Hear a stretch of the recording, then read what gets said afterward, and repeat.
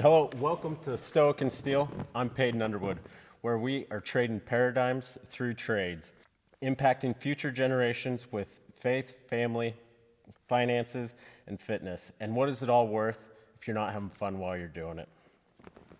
The trade of farriery has given me guidance and is physically and mentally challenging.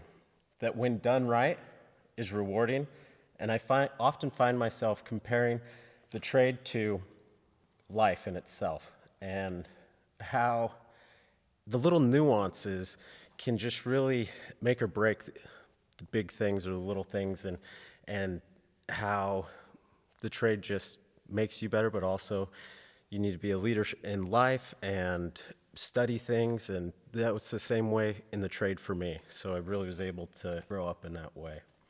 Today we have Dr. Sylvia Ouellette, and that's Ouellette, yeah. She has been a veterinarian for 30 years. Yeah. Quick rundown of your accolades. You have a bachelor's of science in zoology that you got in 1991. You got your doctor of veterinary medicine in 1995.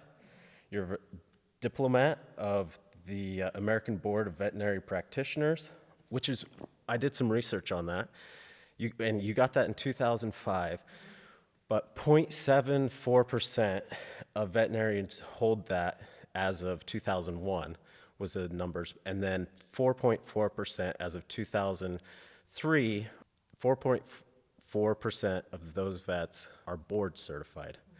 You were the radiation safety officer and supervisory user for Southern California Equine Foundation nuclear imaging facility from 2001 to 2016. You serve as a clinical associate professor at Western University of Health Sciences. Started your career on the racetrack in Southern California. 2001, you started your own practice in LA, focusing on lameness and sport horses.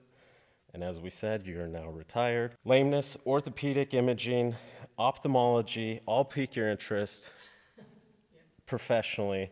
And on personal side of things, you enjoy swimming, scuba, underwater photography, traveling the world and domestically. Yep. And one thing that I really appreciate that you've done is started the Vet Farrier Forum. The local area here really benefited from that. And so we'll discuss That was fun, yeah. why you went into that and things of that nature. Oddly enough, we both started in this area at the same time. So the same year, we both moved here and went from there. But first, what made you want to go into veterinary science and down that route to be a veterinarian? I think it's almost like a cliche, like, every little kid's dream, I love animals, I want to be a veterinarian. But that never wavered. And so it was just something that stuck with me the whole time. And so then, as the years progressed, it was a matter of trying to figure out what I wanted to do in veterinary medicine. And now there's just so many avenues and so many different aspects of veterinary medicine. With your DVM degree, you don't always have to be a clinical practitioner. There's so many things out there that you can do. So I think it was just through the years and through working in college, just trying to figure out what I wanted to do with that until I finally kind of, realized I love being outdoors. I love being with the horses.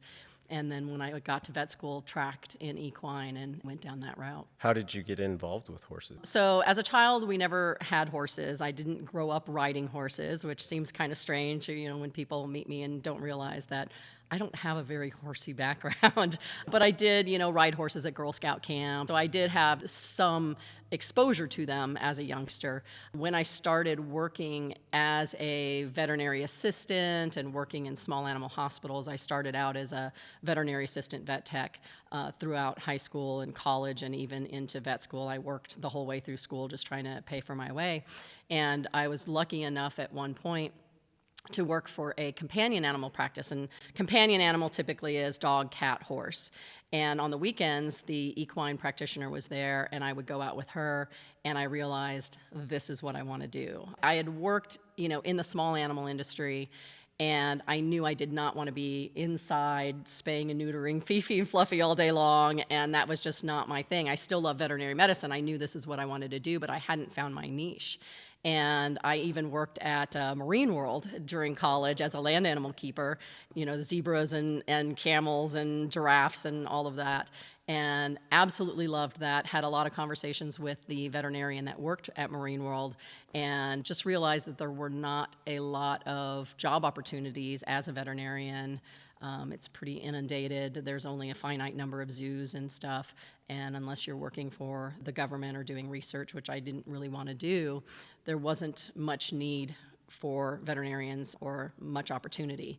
So that's when I ended up starting to work at that companion animal practice. I imagine you saw some pretty crazy things at the zoo, or is it pretty easy? It was fun. Going. Yeah. Is there anything that comes to mind? Well, I was there for the birth of a couple of their giraffes, and that was really interesting to see. And I was one of those people that if you visit some of these, either Marine World or some zoos or things where there's always a keeper outside in the afternoons talking to the public about the animals and showing them things. We had a rhino horn that we kept under lock and key, and we would talk about conservation and why rhinos are being killed. And the horn is ivory, right? No, it's like a keratin. It's almost like hoof material, kind of, but it's worth a lot on the black market because they feel like it's an aphrodisiac, and that's why rhinos are being killed, is for their horns.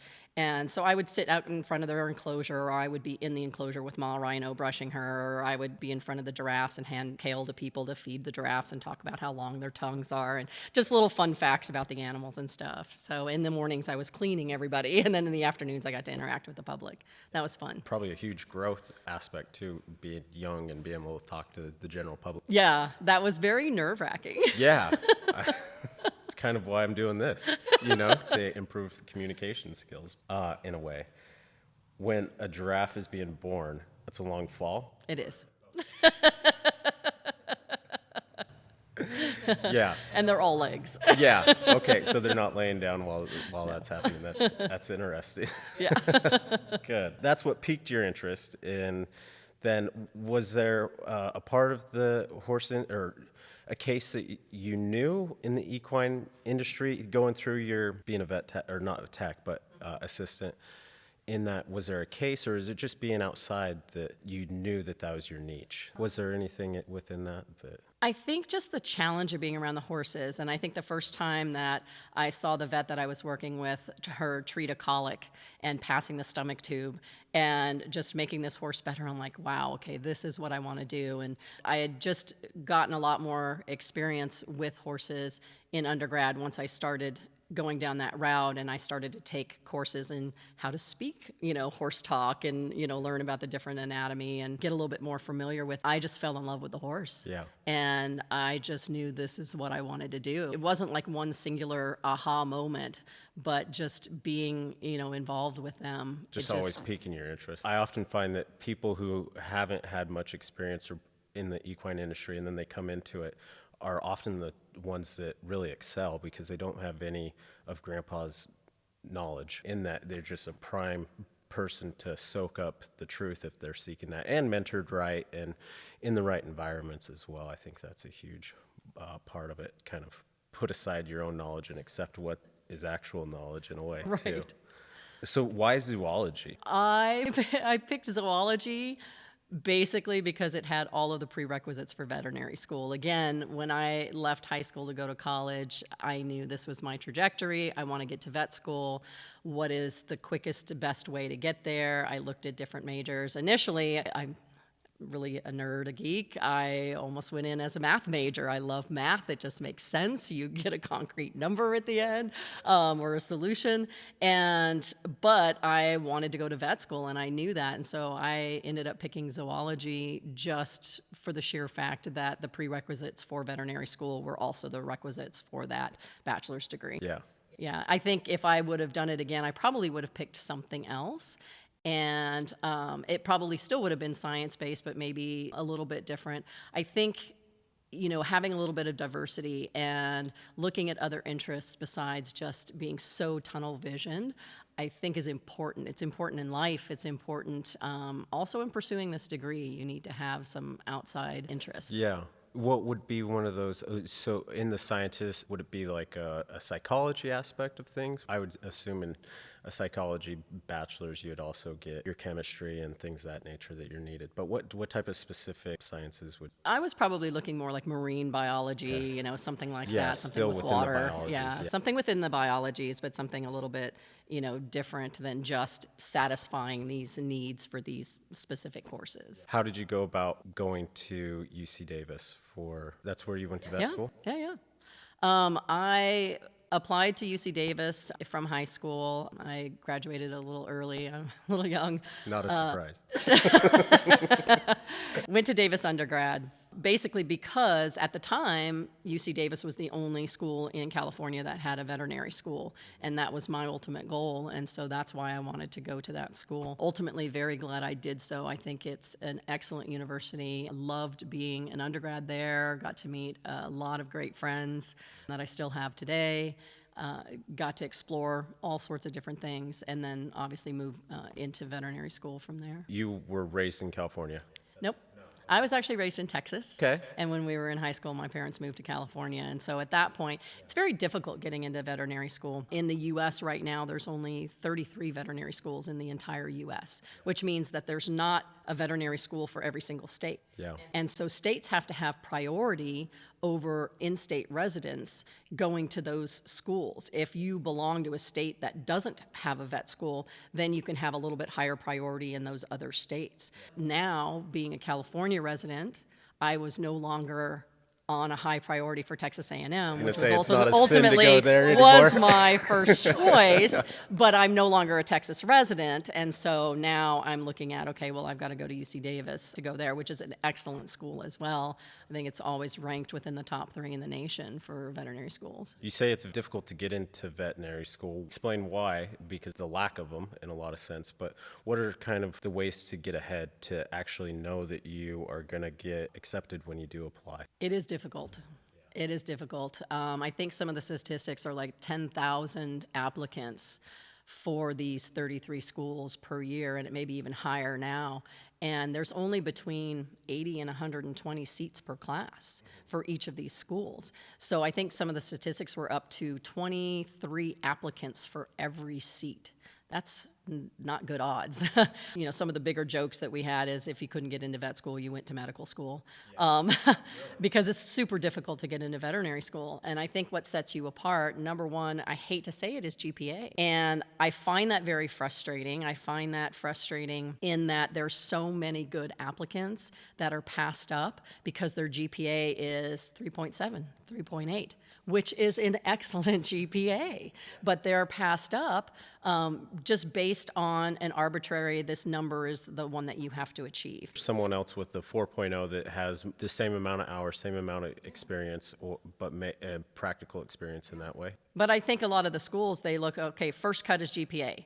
They don't even look at that other stuff yet. They're like, okay, if you don't have this correct GPA, you don't even make it to the next section where they look at the rest of your application. And that becomes very frustrating. Heaven forbid you even get to the interview process, which I think a lot of people would shine in the interview process, but they don't even get there because of the academic cutoffs of some of these GPAs. But it's important, right? We need to know that you can excel and you can learn because there's so much information that you have to absorb when you're in veterinary school. It's a give and take. I don't know what the answer is, but I do feel frustrated sometimes that I see some great students, you know, that are either with me or that I've written letters of recommendation and they're just passed up year after year. And that's really frustrating. But I think, you know, number one, do work on your GPA, do get your grades up, do work for veterinarians. It is actually a prerequisite to get into veterinary school is you have to have a certain amount of hours of pre-professional training as a, you know, veterinary assistant, research assistant, whatever, in the veterinary profession to even apply. Because I think they realize that you need to get an idea of what this profession is about before you get in there. They don't want, the universities and the colleges don't want to invest their time and energy if you're just going to quit when you realize how hard it is or what the challenges are. So they do require that you have a certain amount of hours before you even apply. So do get that. But be well-rounded. Have other things in your portfolio that you have done or interested in because that makes you a more well-rounded person. They're going to carry you through the interview process. Is there any tips on getting through the interview process that you'd? Don't try to be anybody else. If you don't know something, say, I don't know. Don't try to bullshit. That is a life skill in itself, yeah. I think a lot of schools now are going more towards the situational questions, psychological questions, versus just trying to stump you on veterinary questions about anatomy or this or that you may not know. I think they're trying to get into the mindset of, are you going to be somebody that can think on their feet? Do you work well with others? Can you triage the situation? Yeah. Yeah, your character as a whole. That's cool. What about the Caribbean schools and things of that nature? I don't know anything about them, but I do know that they are a little bit easier to get into, or at least that's what I've heard. Is there any nuance with them? I think they're great schools. There's quite a few of them. Besides the continental U.S., we've got the ones, the veterinary schools in St. Kitts, St. George, Grenada, and then we've got a lot of like the U.K. schools, Edinburgh, Scotland, and then New Zealand. And so a lot of U.S. students end up going to these foreign schools to get their classwork done because it's maybe a little bit easier to get into. Both, I think, financially, some people don't want to spend the money because it is a little bit more money to get into those schools because a lot of them are private. And then two, it's far away. Not everybody wants to travel to the Caribbean. Yeah. But as far as the coursework goes and the curriculum goes, I find that they're excellent schools. I've hired people from Ross University, and I think they get a very good education. They certainly learn about different diseases than we do. And a lot of those students end up finishing their fourth year in a U.S.-based school. So their clinical rotation, because obviously they're not going to get the caseload on a small island in the Caribbean. Yeah, yeah. So those students for their fourth year spend it in the U.S. at one of the larger universities, and that's where they do their clinical rotations and get their... Is that a reciprocity program that the universities have worked out? Okay, so you're not having to then apply to A&M to get into... I think there's some sort of matching program or something with the students that are in there, but there is certain reciprocity with certain universities. Will take the Ross students. It's not, you can't just pick any university. There's certain ones that you have to choose from based on what school that you're attending. Interesting. That's good to know. The financial aspect for me, I at certain times was interested in becoming a vet, and one, the GPA, I was like, I'm not going to work that hard. I may be able to learn and have the practical sense to be a vet, but I also didn't want to get into that bad. How do you avoid that? Are there ways to get around not coming out of school in debt, or even once you do sign up for your student loans, how to pay those off faster? Are you living off of that debt? Are you taking out enough debt to then live off of so you're not having to work while you're in vet school? How to play that game? This is such an important subject because I think a lot of the veterinarians that are entering the workforce now have this monkey on their back. And a lot of the students that I talk to are coming out of vet school with $200,000 to $300,000 in student loan debt. And that's because it's a combination of vet school plus or minus undergrad debt as well. So you've got 8 years worth of university that you're paying for, and it is a lot. It's the mortgage on a house. So imagine coming out of school, you're already basically essentially paying off a mortgage At 26 or something, I mean, that's... Right. Exactly. And now you have to find a job, which veterinarians, I hate to tell it to you, that they don't make a lot of money.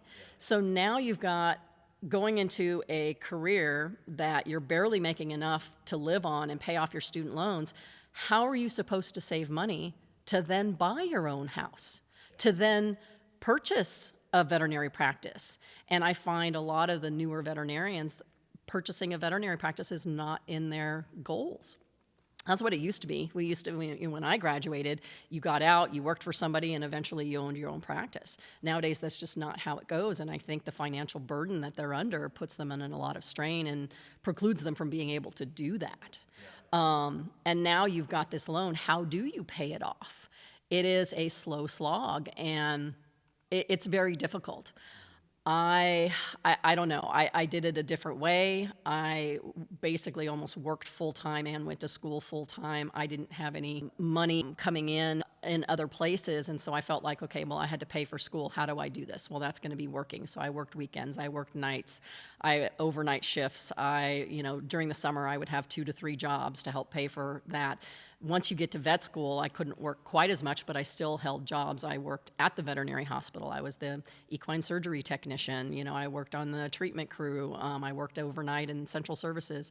But once you get to your last year, you're working 24/7. For free. For free. Yeah, you are a student, you are a slave, you are, doing your clinical rotations. There is no working. And so I did take out loans for that, but they were very paltry compared to what people are coming out with today. And it's budgeting. It's making sure that you're budgeting part of your salary to pay off these student loans. I think in school, what can you do nowadays? If you can work.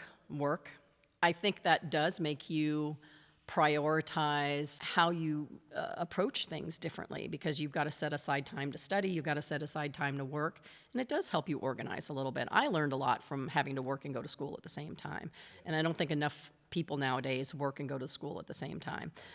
There's grants out there. Apply for grants. There are a ton of grants out there that go unused every year. And if you just go through them, work with your student counselor, your advisor at your universities, there are a ton of grants. Apply for them. There's free money out there. You've just got to know where to look to get. And how to write it.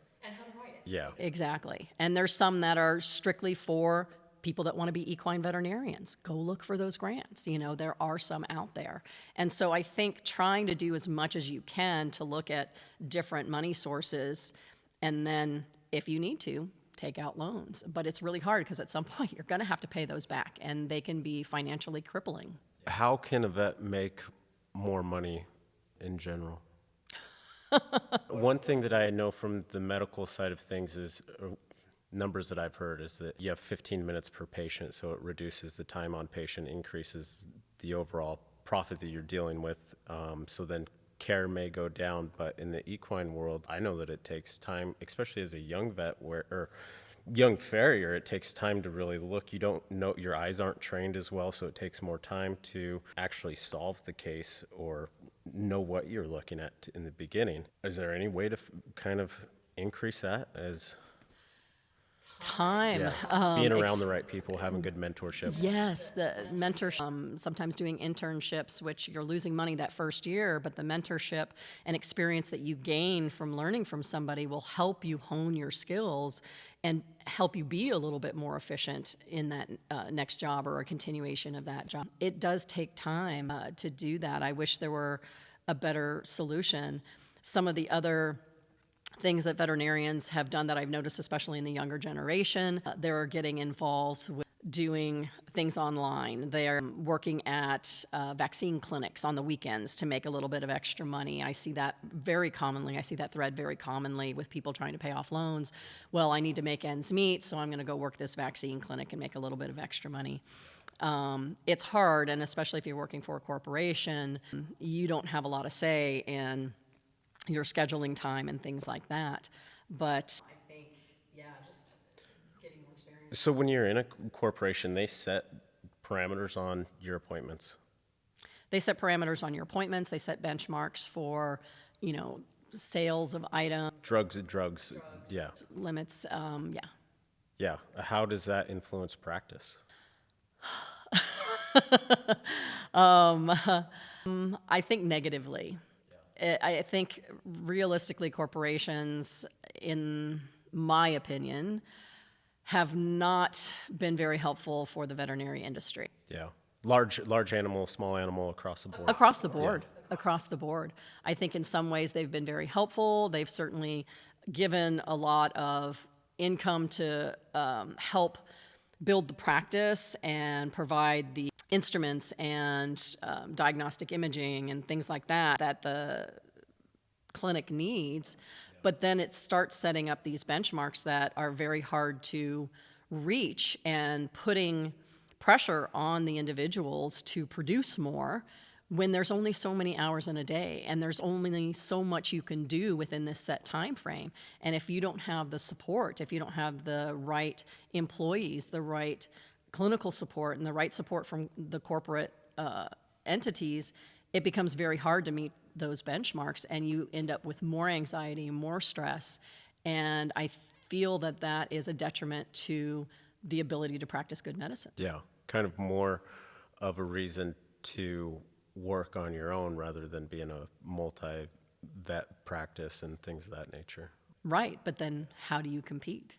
Because their prices are more competitive, is that what you're saying? Their prices are more competitive. They have access to a little bit more infrastructure. They're bigger. Working by yourself, sometimes you're working a lot harder. You're working 24/7. It makes it a little bit more difficult. Get more into that. What pushed you to become a diplomat of American Board of Veterinary Practitioners? So I am a proud diplomat of the American Board of Veterinary Practitioners. I am an equine diplomat. So in the veterinary industry, once you go to vet school and you graduate, you can hang up your shingle and you can say, I'm a doctor, I can practice, and I can treat any species, right? And I can do anything. If I wanted to do surgery, I can do surgery. If I wanted to do ophthalmology, internal medicine, I can do it all. There's no limits on. There's no limits. So you don't have to be board certified surgeon. You could. Okay. No, you really don't. And it depends on what your interests are and what your specialties are. And you can go to continuing education and you can get more information about all of these different things. If you want, you can then go and become a board certified specialist. Now you can call yourself a surgeon. Now you can call yourself an internist or a specialist. If you don't have that board certification, you can say, well, I have an interest in surgery, but I am not specialized in surgery. Only surgeons can say that have an ACVS diplomat degree. So the interesting thing about the veterinary world is very much like the MD human doctor world. We can have a board certification, board specialized person in surgery, in internal medicine, cardiology, ophthalmology, dermatology, neurology. That's the same thing for veterinary medicine. We have all of those specialties. But additionally, as a veterinarian, which makes us so unique, is in school, we learn how many different species. We're learning anatomy and physiology and medicine and surgery and this on so many different species. So this specialty, the one that I belong to, is a species specialty. So I am an equine diplomat, which means that to a specialist certification on all things equine. So I had to study surgery, anesthesia, dentistry, internal medicine, cardiology, ophthalmology, to a specialist degree for just horses. That's why less than 1% of. It is very difficult. Yeah, it is very difficult. So I did the alternate route. So you can go and do your regular, like most board certified specialists, they do an internship after they graduate, and that's usually 1 to 2 years. And then they go into a residency program, which can be 3 to 4 years. So just like an MD. And then after that time, then they'll sit for boards. And then once they pass their boards, then they can be called a specialist. So with ABVP, we also do have at certain universities, the residency program that you can follow. I did the alternate path, and back in the day that was available. So instead of doing an internship and then a 3-year residency, if you're doing the alternate path, it's a 7-year clinical practice path. And so as long as you've been in practice for 7 years, and then you have to document your cases, so you do case logs and case reports, you have to be published, you do case studies, and then once you submit all of that, it takes a long time to get all of that submitted. Once you become approved from that submission, then it takes another year probably to study for the exam, and then you sit for the board exam. And it's a 2-day affair, and it's a practical exam, and it's a written exam, and it's really tough. Is it a practical on all things surgery? I mean, do they just have a surprise? Like, this is your practical? It could be a plethora of. It's usually like a slideshow kind of thing where they would show, I think one of the questions was, it had an open abdomen from a colic surgery, and there was a part of the intestine exposed, and they said, what part of the intestine is this? So from a visual standpoint, you would have to be able to identify that. And then from there, okay, well, it had like 3 or 4 more questions based on that, or they had an EKG tracing of a horse that was under anesthesia, and you had to identify what the abnormality is on the ECG, and then from there it would ask questions about, treatment. So if you obviously got the first one wrong and didn't know what the arrhythmia was, then the other questions were wrong. They would have a picture of an eyeball that had something going on with the eye, and then they would ask questions about it, or a mouth from a dentistry question. And so that's the practical part, is just seeing these and interpreting from a clinical aspect what the problem is, how to treat it, what are our options, things like that. From the day you graduated vet school, did you know that that's where you wanted to be, go into a specialized, you wanted to be an ABVP? No, Specialist? I mean, initially I think I wanted to be a surgeon, and that changed, and I went into private practice, and I liked private practice. I worked at the racetrack in Southern California, and I did that for quite a few years, and I ended up wanting to go out on my own and start doing stuff outside the racetrack, and I just wanted to have more information and be a better veterinarian and know more. And I felt that doing the ABVP pathway was the best way to do this, that I felt I could get the most information. I would learn. Not only are the questions that they ask you on the board exams relevant, they're over the last 5 years of all the new journal articles. So you have to be current in all of that. And it makes me a better vet. I can tell you that most of my clients have no idea what the letters behind my name mean, and that I went through all of this extensive additional training and board certification to get that. They have no idea. And it doesn't even really translate to more money, really, per se, but I know it makes me a better veterinarian. And this college, the American Board of Veterinary Practitioners, actually requires you to recertify every 10 years. So I've gone through this twice now, well, 3 times, the first time and then twice again, where you have 2 choices. You can sit the exam again, or you can rewrite case reports or do like a point system. And so I'm active in the organization and do case reports and things like that. So I don't have to sit for this horrendous exam again. But now a lot of the other colleges, the surgeons, internal medicine boards and things like that, are moving to that same paradigm where every 10 years, and it helps to keep you active, right? So in order to do all of this, you have to be citing the last 5 years of journal article publications and everything. It keeps me active. It keeps me up to date on what is out there, because the field of veterinary medicine is changing constantly. And so I'm reading journals, I'm keeping up to date, I'm going to a lot of continuing education, just trying to be the best veterinarian that I can be. And it's for my own personal knowledge and to the benefit of my patients, obviously, but I don't think the client. Well, they realize it through knowing that things are getting solved. And you know it's for the love of the horse, and that's the same reason why I go through the certification process that we have, and you've helped me out a lot in trying to go for the Associate of Worshipful Company of Farriers, and it's a very similar thing. I do like the every 10 years have to recertify. I think that keeps you sharp. Even though you're not going through keeping with the head knowledge, and you don't have to display your practical sense, right, in that. I feel like that's in the farrier end of things. It's kind of the discrepancy where you've been a journeyman for X amount of years. Once you hit a certain age, you probably aren't going to have the ability to do the same quality of work, and you have a lot of the head knowledge, but maybe not the physical ability to get it done. But that just, your role transfers as you age as a practitioner as well, I think, into more mentorship, which is brilliant in that way. Radiation safety officer, all of that. Explain that. And nuclear imaging facility boss, essentially.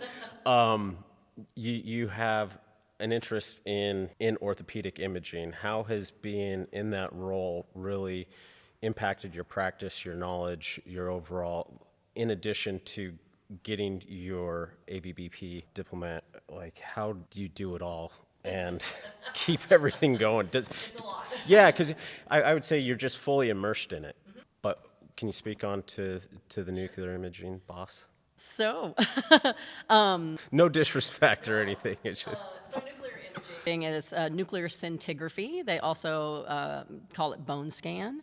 What it is injecting the horse with a radioactive isotope of technetium. Technetium that's bound to phosphorus. Now, every bone in the body needs calcium and phosphorus to maintain its status. As the bones are actively making bone cells, destroying bone cells, they're taking up this calcium and phosphorus, right? So by attaching that technetium molecule that's emitting gamma radiation to the phosphorus, it goes throughout the body. We put it in the vein, we put it in a catheter, we inject the technetium. It's an IV liquid drug. It goes and circulates throughout the whole entire body. By taking up areas that are actively undergoing bony transformation, whether it's a normal growth plate, whether it's a trauma to the bone, whether it's a fracture, whether it's a chip, the body is actively making new bone to repair itself. So it's going to take up more technetium in that location. So then we use a gamma camera to go around the body and look at the amount of radiation that's being emitted. So when we get to what's called a hot spot, or an increased radiopharmaceutical uptake, IRU, that hot spot indicates activity in the Osteoclastic. Osteoclastic. Okay, Yep. just overall. Okay, just, yeah. So there's increased bony remodeling occurring in these hot spots. The nice thing about this gamma camera is I can take it over the entire body. I can look at the hip, the back, the neck, the face, the limbs, places that I can't do radiography on very easily. And when I get a hot spot, I can say, aha, that's what's actively causing the problem. And it's really kind of interesting. So if you look at an x-ray is a picture in time. So I can look at an x-ray and I can see a bump on the x-ray. But is that what's causing the problem in the horse? If I do a bone scan and that bone scan is normal, there's no uptake, that bump might be old. It might not have any relevance to what's going on. If it's blaringly hot on a bone scan, I know, aha, the body is trying to fix that right there. So sometimes radiographs can be a little deceiving. So we use a lot of different types of diagnostics to come to a conclusion as far as what is causing the problem. So we can use nerve blocks and say, okay, well, if I numb that area, and does the lameness go away? Yes. Okay, well then that may be what's causing the problem. But I can only go so high on nerve blocks on a limb. What happens when I've done 5 or 6 nerve blocks, the horse is still limping and I still don't have an answer? Well, I can send it to nuclear scintigraphy and look at stuff that's higher up in the limb that I can't narrow down. And so if I get a hot spot on a shoulder blade, I'm like, that's where the problem is right there. Even though I couldn't image that, I couldn't get a nerve block on that, I can use scintigraphy to kind of look at that. I can see when a fracture is healed and it's no longer emitting gamma rays, with the technetium.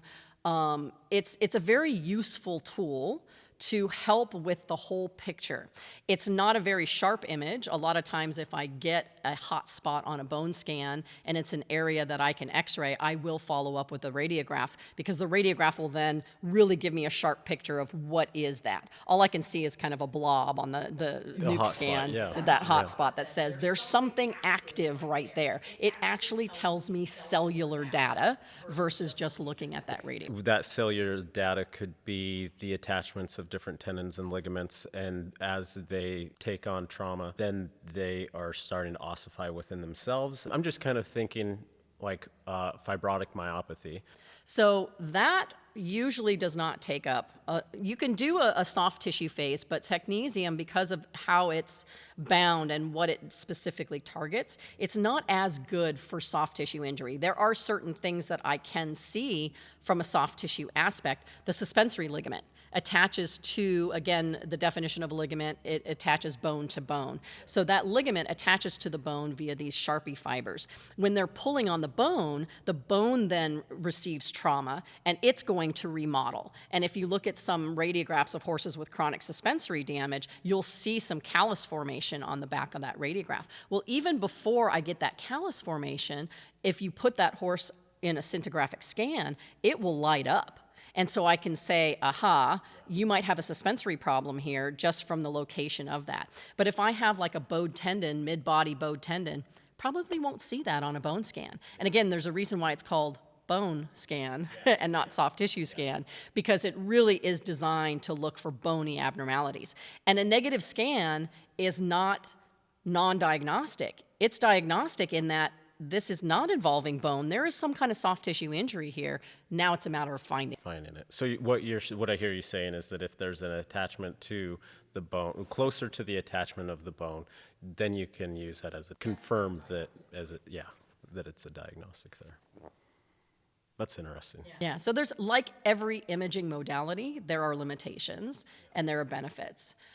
This is nice because it's standing, sedation, and you can get the whole entire body. But you have to go to a designated facility. It is expensive to do, but I think it gives you a lot of different information that you cannot see from some of these other imaging modalities. Yeah. We're here in the Pacific Northwest, Portland area. What areas or what locations can we go to here? How many in the West Coast are there? So I don't know about West Coast. Around this area, there's two that I know of, and that's going to be Dr. Revenant's practice, Northwest Performance Equine, and is it Columbia? I think Columbia has a scintigraphy scan there as well. And I imagine they're inexpensive to operate type machine. That's why they're not. Yes, and you have to have the right licenses. So you have to have somebody who is has their nuclear licenses and their supervisory user licenses. So I had to go through training. I had to go to Nevada and get all sorts of radiation training and things like that to get my RSO license and things to be able to operate. Yeah. So you get to go to Area 51 and I can't say. That's cool. You started out your career on the racetrack. Why? Is there any like specific cases that really highlighted to you? Because I would imagine you see quite a few catastrophic injuries, and you get to also see the rehabilitation of those animals. Maybe not all the way complete, but at least see them from the beginning, and then maybe when they come back. Or are you on board through all of that? I went to the racetrack because when I was looking for a job, I felt that it had the highest density of horses, that I was going to get to see. I liked sports medicine already. I liked that surgery aspect. And I wanted to be in a primarily equine practice. I didn't want to do cows and pigs and sheep. And this was one job that I think had the opportunity to see a lot of horses in a short amount of time. And the owners, I hate to say it, had money that they're willing to spend to fix the horses and get them back into training. And so you get to practice really high quality sport horse medicine when you're at the racetrack. One of my mentors and residents that was at UC Davis at the time had come from the racetrack, and so she had put me in touch with a couple people down there, and I went and interviewed and got the job. And you learn a lot. It is very under pressure. It was interesting in the time when I went there. I was one of 3 women veterinarians out of probably 35 veterinarians. There was only, I think, 2 racehorse trainers that were women. Everybody else on the backside were all men. Yeah. And it was a very different world, a different. I was going to say you had to cut your teeth there, and it's tough. Yeah, it was very tough, but you learn. You learn to get tough. And you saw a lot. There were definitely a lot of great horses. I got to work on the Great Cigar. Was there at the time of Grindstone and Giacomo, which are standing stud now at Oakhurst. Grindstone unfortunately passed away recently. I was there when they were running down in Southern California. And there are just multi-million-dollar horses, and I was getting flown to Kentucky to go to the sales to look at horses there for clients. It's just a different experience. You learn a lot about imaging. You learn a lot about sports medicine. We're doing research projects. The original GastroGuard research project was held at Santa Anita Racetrack, and we were scoping horses left and right. And, it's just really an interesting time, to be there and to learn a lot about these horses. But it was also very frustrating, and ultimately what caused me to leave the racetrack. And so, I think there's gives and takes too. When you start working on the racetrack, is there a specific practice that you work for? Is it the board of each individual racetrack that you're at, like say Santa Anita or these different racetracks? Are you going around to are you following the horses as they travel? So veterinarians have two different types of jobs at the racetrack. One is as a private practitioner, which is the majority of the veterinarians there. They do not work for the racetrack. They have their own private practice, and their clients are the trainers.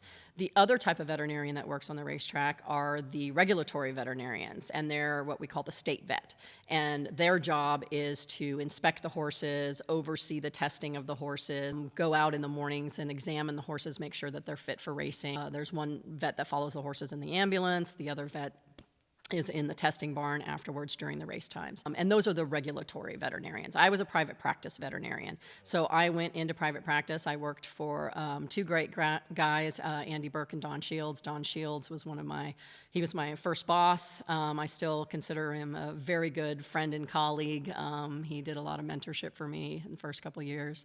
We still talk all the time. Yeah, those people are important in life to have. I think it's important to note that people are willing to pay the money to see the success of their horses out in these cases, because a lot of times as a practitioner, your hands may be tied on doing the best medicine for the case versus the optimal for the situation, which may not end to the best results. That and the racetrack is kind of under pressure recently and may not be around much longer. From the people that I've spoke with, mainly Jack, he just seems the racetrack may or may not be around too much longer. What's your take on that? So yeah, since HISA has gotten involved, HISA, they're the organization that is now regulating what we can or cannot do on the racetrack, both as trainers and veterinarians, and this is from a federal level as opposed to being dictated strictly from the states. I think, in the past, every state had their own jurisdiction and their own rules that regulated what you can and cannot do. Now they're trying to get that federalized so that it's uniform throughout the states, which isn't a bad idea. And again, this is just my opinion, but I feel like they've gone the other way in over-regulation, and I feel that a lot of veterinarians feel the same way. But it's hard to juggle that. And the original question that you asked as far as, being able to treat horses, yes, it's nice when you've got an owner, that owns a $1 million horse and they have the finances to be able to afford the best treatment possible. Yeah, that's really great. And I did appreciate that I could pay for all of this higher imaging to be able to find and solve the problem of why this horse was limping, for example, and get them back to the racetrack. But then you've got all sorts of pressures from the trainers and things like that. Well, this horse has to make this race. Well, they're not ready. Well, they have to make this race. Now what do you do? And I think, HISA was there to try to say, okay, well, we're looking at after the best interest of the horse. So we can't use XYZ drug now because we don't want to mask anything, because we don't want to get these horses injured. And I get that. But it makes it difficult by the same token to treat the horses now, because now my hands are tied and cannot treat these horses because of the withdrawal and how long those drugs last in the system and can be tested. And these newer testing methods that test minuscule amounts of drugs that are no longer therapeutic but are still, getting out of the body, but they're saying, well, you can't race with anything. So now these drugs, I have to withdraw 6 months out. Well, how am I supposed to use that therapeutically when, let's say, they've got an injury that I know is going to be healed in a couple weeks, especially with this medication, but now I can't even use this medication to help heal this horse because then they can't go back to racing. So what you're saying is that, and maybe I have the vocabulary wrong on it, but they need to adjust tritate levels of different drugs to be more appropriate for the situation of the actual medicine. Yes, and that's what makes it really hard is what level do you use? What because it's going to be different for every horse. It's going to be different for every metabolism. It's just like people in metabolizing drugs in different ways too. So it's a very difficult position to be in, but I feel like they've gotten to the point where they're so regulating these medications that it hinders our ability to treat these horses appropriately, when ultimately that's what my job as a veterinarian is I want to treat these horses and get whatever issue it is with them, pneumonia, broken leg, whatever, resolved. But if you're telling me that I can't use this drug or this medication or this whatever to do that, that becomes very frustrating. It's frustrating to me because I know I can treat this or I can make this. Yeah. That is frustrating. I know it from a personal sense, just working out and different supplementation that I usually take. It's like, wow, I recover faster and things of that nature, where if things were totally banned, it would just get in the way of performance.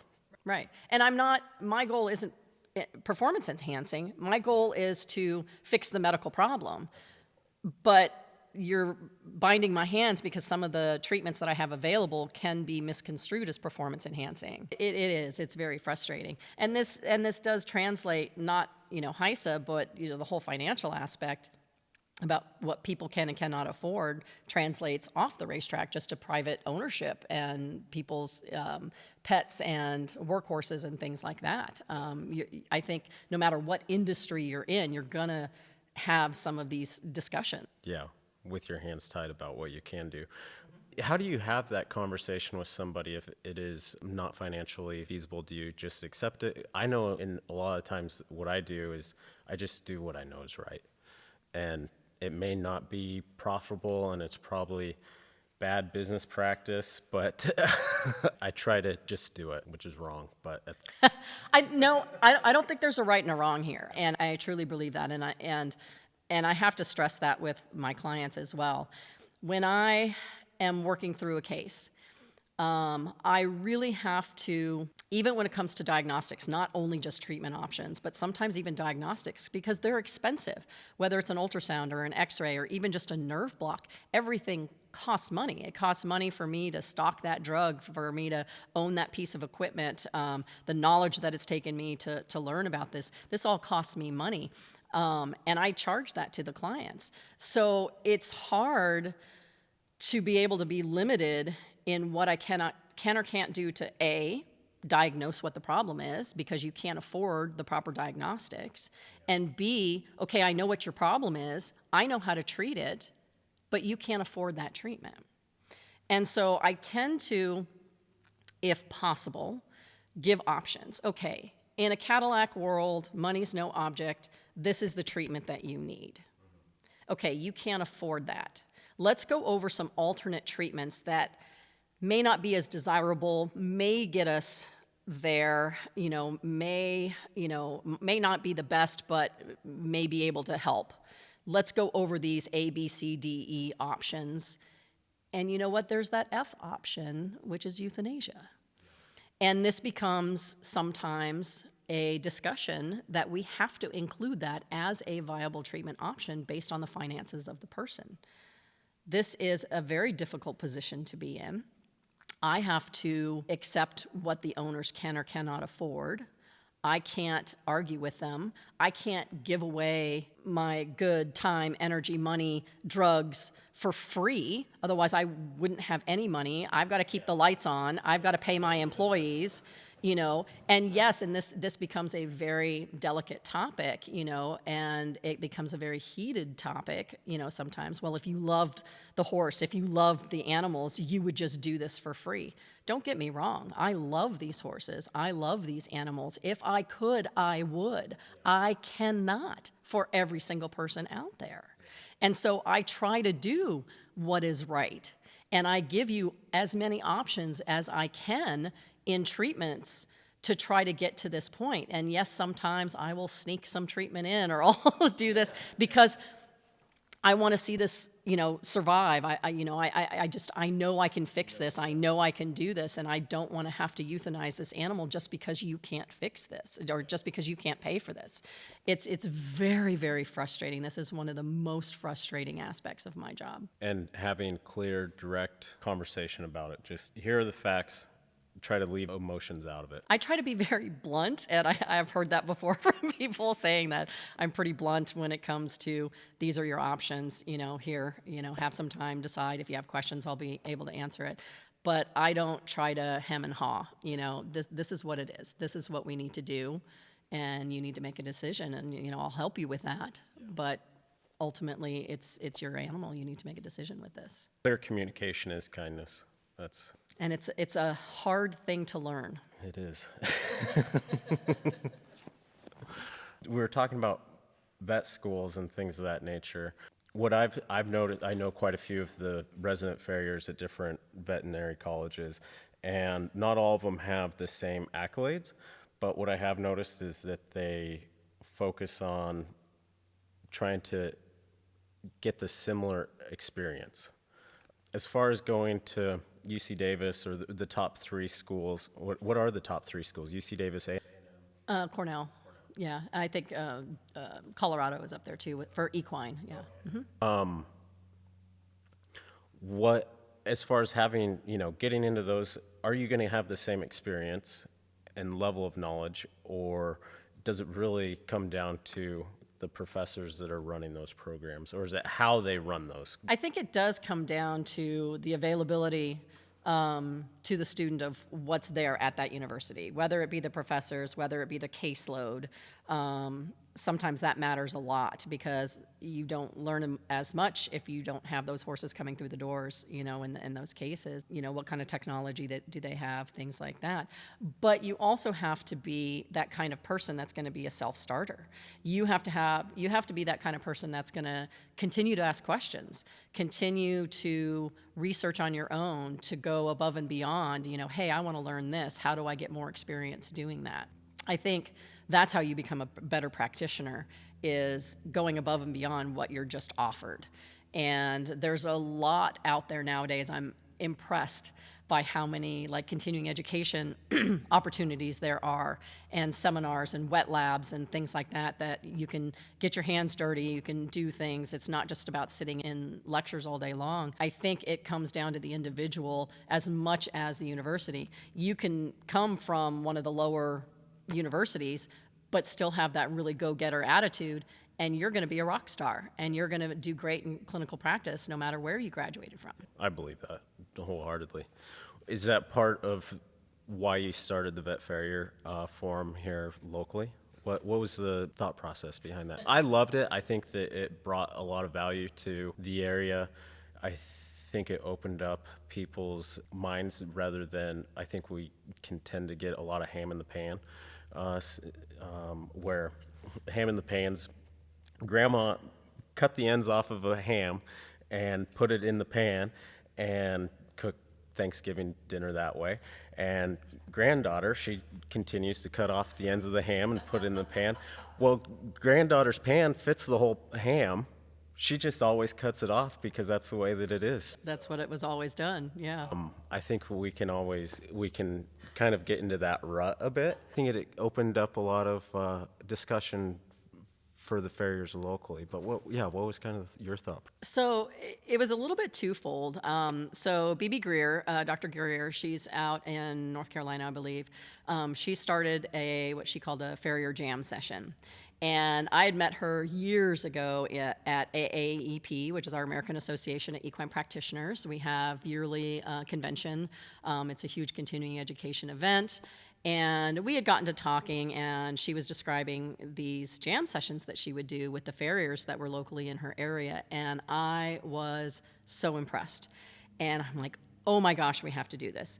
And at the time, I had my private practice in LA, and I had known quite a few of the farriers down there, and I'm like, there's no way that these guys are going to get together and do something like that. But I always kind of had it in the back of my mind. When I moved up to Oregon, I thought, oh my gosh, I had met a couple farriers, but I realized I didn't know anybody up here. And, it was the same, I don't know, I don't want to say misconception is the right word, but like you're saying, ham in the pan, that's such a great analogy, where vets and farriers were constantly butting heads. And, I would have my ideas of, okay, this horse needs to be shod this way, or this is what the problem is. We need to do something different than what's on this foot. And again, you're butting heads with the farrier. And we're all trying to achieve what's best for the horse. And I talked to Jack about this, Dr. Root, and I said, look, this is what I want to try. I want to try to start this kind of program up here. One, it's the perfect opportunity. I'm new to the area.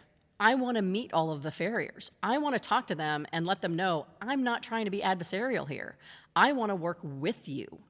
And so I thought it was the perfect opportunity to start this program.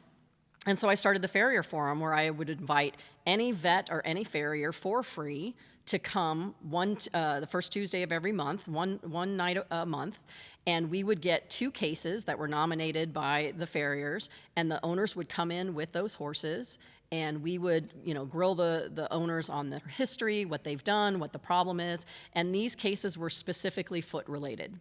And during the course of that evening, we would get the history, look at the horse, do nerve blocks, do imaging, x-ray, ultrasound, whatever it was. And then we would have discussions on how do we shoe this horse? How do we make this horse better? And then we would get the trucks out in the forges and we would make shoes and we would try to help these horses out. And it became such a great night for the farriers to get together to discuss these cases and to learn from the old guys and see what the new guys had to offer and try different things. And I was impressed to see how you guys started to come together and just get to be a little bit friendlier, I guess, is a good word. It was massively helpful in that. To try to help bring the farrier community together, and especially with the veterinarian. My wish would have been more veterinarians to attend to see this, but we would have open conversations. There was no right or wrong answer. It was, how do we get this? And we would have some of these horses come back, after 6 months or a year, and just to see how have they done? Where are we now? And we got some really interesting cases and great cases. And we had one case from Washington State that had called me and said, "Hey, I am hearing you're having this farrier forum, and here's what's going on." I ended up was able to get Northwest Performance Equine to donate an MRI for this case, and which was really interesting because the horse was actually missing its navicular bone. And just really kind of cool cases that we could all kind of put our heads together. Okay, well, how do we help this horse now? What do we do? And it was fantastic, but it was really kind of for me to get to know you guys more than anything, and to try to help, build and bridge this gap, and learn that we can work together. And I think that was so helpful for all parties involved. Yeah, I think whenever you see a weakness and there's nothing meeting it, to go out and start your own community with it and be that leader, and don't leave your ego at the door when that happens. Yeah.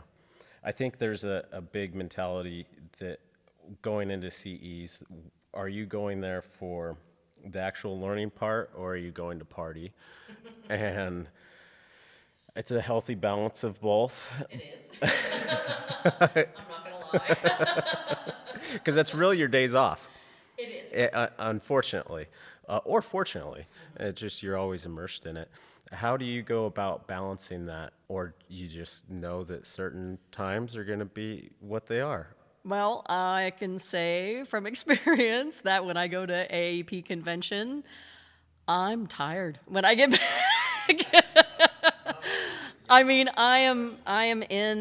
We have breakfast seminars that start at 6 a.m. and we go to 6 p.m. and we're in lectures and we're learning things, and it's fantastic. And there's, so many rooms. Sometimes I'm, stuck between, I want to go see this presentation versus that presentation. It's drinking through a fire hose. There's just so much good information to glean from some of these continuing education events. But then you get to the evening, and I get to see my colleagues that I haven't seen for a year, and we're going out to dinner and we're partying. And, a lot of times we'll be, AAP is notorious for going to Vegas, and it's NFR time. And so we're going to NFR and we're going to the parties and, doing all sorts of fun things. And there's story night, and they have the banquet night and everything. And then you're getting home really late and getting up for that 6 a.m. breakfast meeting the next morning.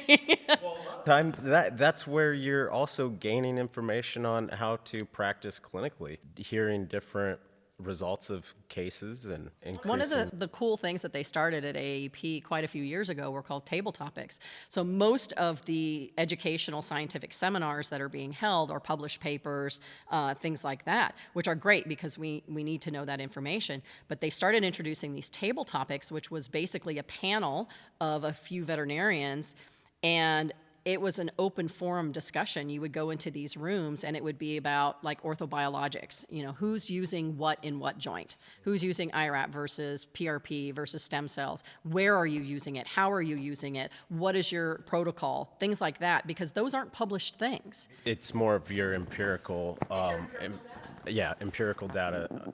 And then from that, then you can go into a clinical study too. Right. And then we can kind of see that. And so much information was being passed on at these table topics because you were actually able to ask colleagues who you wouldn't normally interact with, and bigwigs in the area. They would be attending these table topics, and you're like, oh my God, there's so-and-so, let's get his opinion on this. And it was very eye-opening, and it was really good to hear from other practitioners around the country of what they were doing and what kinds of successes they were having. Around the country, how much does environment go into it and into that empirical data? That's one thing that I always question, whether I'm getting that data from, and this is more hoof related because the environment changes so much, but if I'm getting that inference from someone that lives in a totally different environment, I can take it, but I'm also not going to wholeheartedly take it. I mean, to just kind of take it with a voice of reason. How much do you take that data, voice in the back of your head, versus just this is how we're going to do it, even though they're in a different area, different maybe species of horse, or not species, but different breed of horse, attack it from that end of things. Really important. And so if we look at just a small little picture like your laminitic horse up here in the Pacific Northwest, we've got the rains, we've got the mud conditions that we've got the lush green grass because of those rains. We've got these metabolic horses. You don't see that in the arid Arizona desert, and so they've got different hoof cracks and dry hoof syndrome. We're not seeing that up here in the Pacific Northwest. So you really do have to look at locality. It is very important. There's diseases that are in certain parts of the countries and other parts they're not.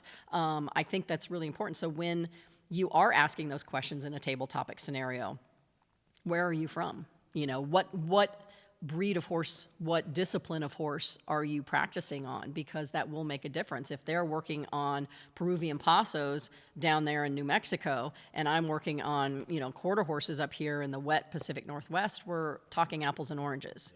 But they may have something that I can get a little piece of information from. It's not that I don't want to listen to them entirely, but you have to look at what their background is. Yeah. One thing that a good friend Tim Shannon talks about is loading cycle within a shoeing cycle and how much that influences feet and the actual performance of the horse. And I think that that's a huge thing to look at if you're having success on a horse that's just in a pasture versus a horse that's jumping 6 days a week or 5 days a week or even 4 days a week, depending on the level of what they're doing or different levels within a dressage ring. It's like you're going to have totally different results just based on the loading cycles there. And that's something important. And their discipline. Yeah, absolutely. I think a lot of people can go into it as I'm the person who knows it and aren't going to get the most out of this, and they go into it like, oh, I know everything. And I've had a bit of it in my life where the first convention that I went to for the American Farriers Association, it was a great thing for me, but it was also a hamstring because I went there and presented on some research that I had done. I was like 22. I'm like, I understood the biomechanics because that was the research that I was doing at the time. And it just, when you're young and you get to that platform, the confidence is high and the intelligence is low. And so I have had to reframe my mentality around that quite a bit. You've made it to the pinnacle, I would say, of veterinary medicine a lot. And how do you remain humble and the student rather than just dismiss people because they may have had their nomenclature wrong or they're just off by these little nuances, but have the bigger picture of like they have something to offer and I can learn something from everyone? Yeah. Confidence can be a double-edged sword. And I think as a veterinarian, for the most part, your clients look up to you. And so you have to have somewhat of a level of confidence, even if you don't feel it. And I think this kind of bleeds into a little bit of that imposter syndrome that, people are feeling, and that's kind of the newer phrase that people are talking about. But you have to have some level of confidence, but you can't let that spill over if you don't know something. And you still have to be humble. And I found that even after 10 years in practice, I felt like I was finally at a place like, okay, I've got this. Like, I have the confidence in myself that if you throw something at me, I can figure it out. But it took me like 10 years to get there. But then even after 10 years, I learn something all the time. And there's always these curveballs that I don't know what the answers are to. And I think even you can still practice with confidence and still say, I don't know to the clients. Clients don't want to be bullshitted. They really don't. And I think if you have the confidence to say, oh my gosh, I haven't seen this, not a phrase that you want your veterinarian to say every day, but I haven't seen this, but you know what? I'm going to look this up and we're going to figure this out. I'm going to call. And I'm going to phone a friend and I'm going to, call a colleague across the country or call somebody smarter than me and we're going to figure this out. And I think as long as you have the confidence to say that's going to bode well and that's going to give your client confidence in you. It's very difficult. You are constantly learning, and there is no way that you can say that you know it all. There's just no way. I am learning something every year. Every year I learn something, and there's new things coming out, and this is why I go to continuing education, and this is why I read the new journals that are out there, is to continue and stay up with all of the new technology and new diagnoses and new ways of treatments, new options, that we have that we didn't have 20, 30 years ago. And so I think that that's important. I feel like the people and the veterinarians that I see that should go to continuing education don't go to continuing education. Yeah. they may have a little fig jam in their life. And there's others of us that, go above and beyond and do a lot of continuing education. I think one of the good things that came out of COVID was the fact that everything had to go to remote. So with veterinarians, with our licensing, we are required per state to do somewhere between 10 to 20 hours of continuing education every single year to renew our licenses. And now they're becoming even more specific, where like 1 hour has to be on the judicious use of antibiotics to prevent antimicrobial resistance. Hallelujah. The other one is on pain modification, recognizing pain in animals and how to treat pain in animals. And part of that comes with the opioid crisis and overprescribing opioids, which goes into the whole one world where veterinarians and MDs have to be aware of this. And so some of that is required CE every single year that we renew our licenses, which is great. I'm glad that the states are, taking notice of that. But we have to do those CEs. Well, what happened in COVID is all of the conventions shut down. Like, well, we can't have a convention, so everything had to go online, like everything else, that happened in the country.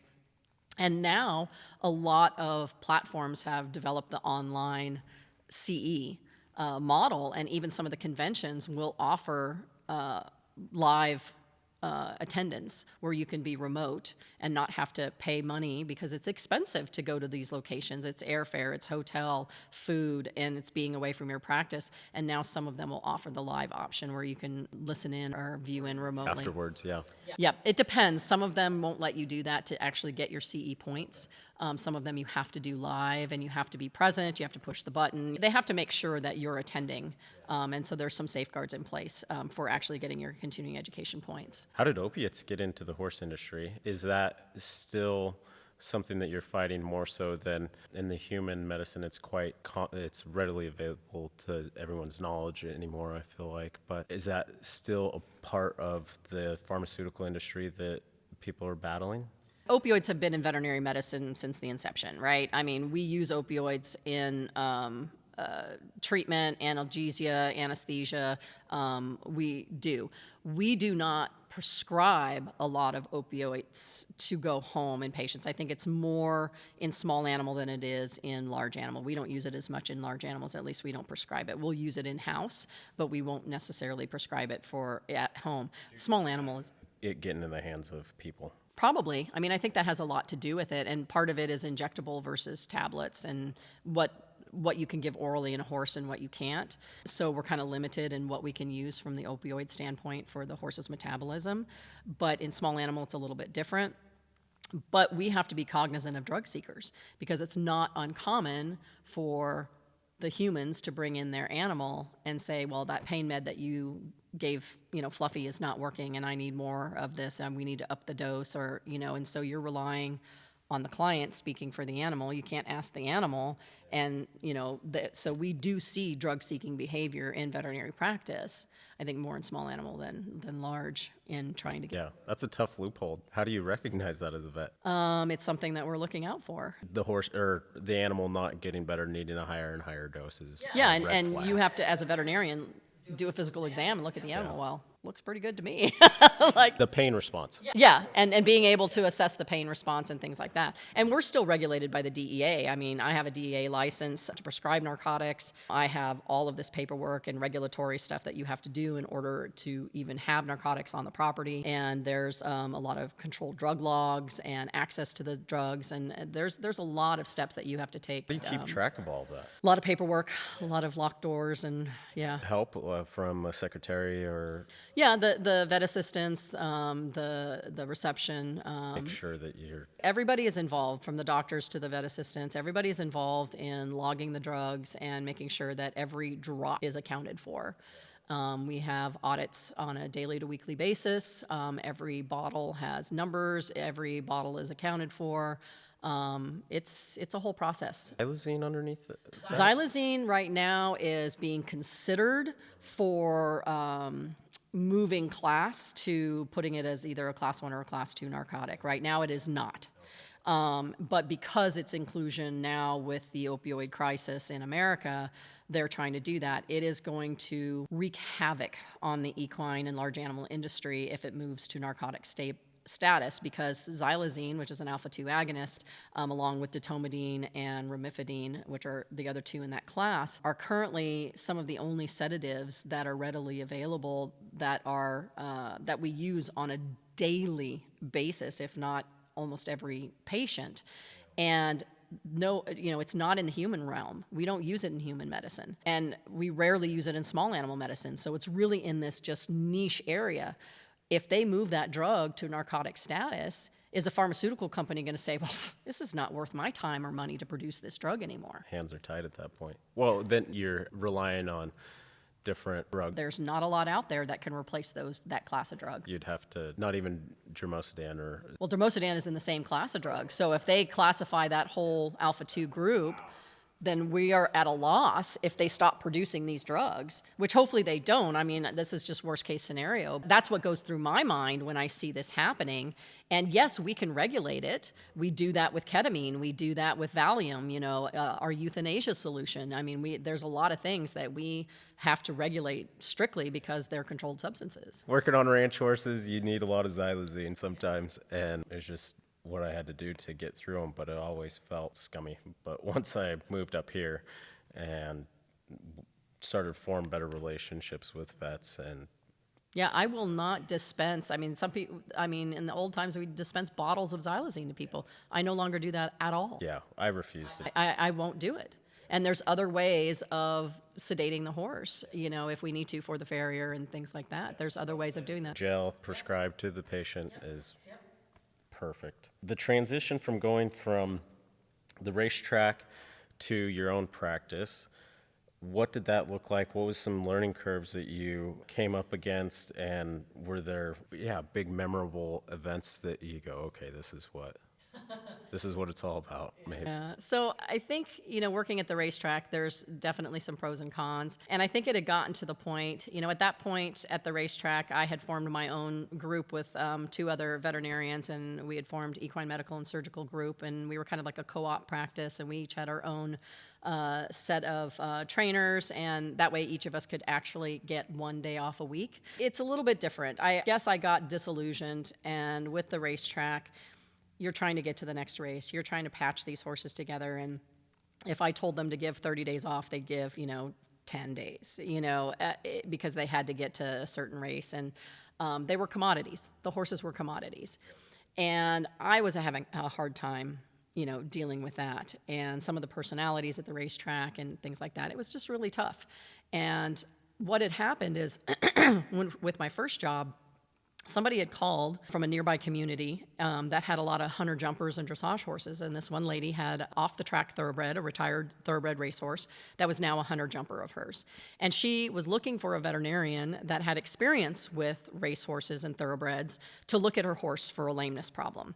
And my boss was like, well, I'm not doing anything off the racetrack. If you want to go do that on your off time, go for it. And so I did, and I went into this area and I started looking at her horse, and we solved the problem. And she's like, oh, my friend has another off the track thoroughbred. And from there, it just kind of steamrolled. And it turned out that the time when I left the racetrack, I was having so much fun on my days off going and treating these dressage horses and hunter jumper horses and things like that off the track. And I was dreading going to the track. And I had to make that decision, like, what am I doing? Like, I hate this aspect of it, but I love this aspect. And you know what? If I tell them that they need 30 days off and you need to ride your horse for 13 minutes, they would literally have a stopwatch and they'd be riding their horse for 13 minutes. And they would be listening to what I have to say because they love their horse. And I finally made the decision. I'm like, you know what? I'm going to leave. And that was one of the hardest things I had to do because all of a sudden I'm going from here's a paycheck to you're on your own.